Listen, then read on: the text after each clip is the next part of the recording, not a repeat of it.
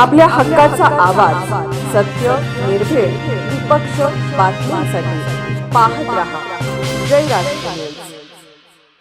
MIDC कुपवाडमध्ये Dattanagar परिसरात जीवघेणा हल्ला, चौघांविरुद्ध गुन्हा दाखल।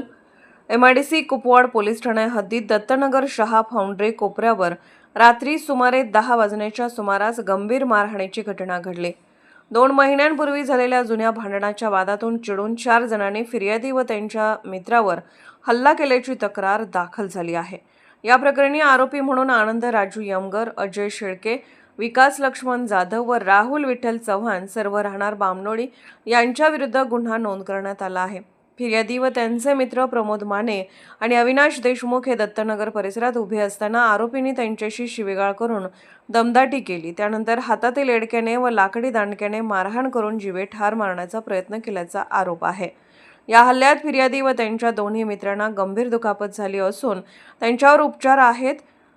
गुन्ह्यात वापरलेली 4 एडकी, लाकडी दांडके पोलिसांनी जप्त केले आहेत। पुढील तपास एमआयडीसी कुपवाड पोलीस ठाण्याकडून सुरू आहे।